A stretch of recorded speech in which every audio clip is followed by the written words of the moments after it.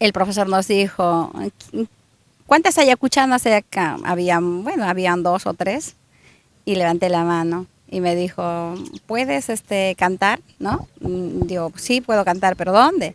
Bueno, van a participar en un teatro que era Mauta. Ya. Y a los 13 años gané. El concurso ahí en el Teatro Sí, Mauta. ¿Y sí. te acuerdas con qué cancioncita participaste? ¿Qué canción te pidió el profesor? Sí, A ver, un yo me poquito. recuerdo con esta canción de Paloma desmemoriada, aprende a pasar tu vida. Eso- y eso tenías, me dices 13 años, ¿no? Sí, sí.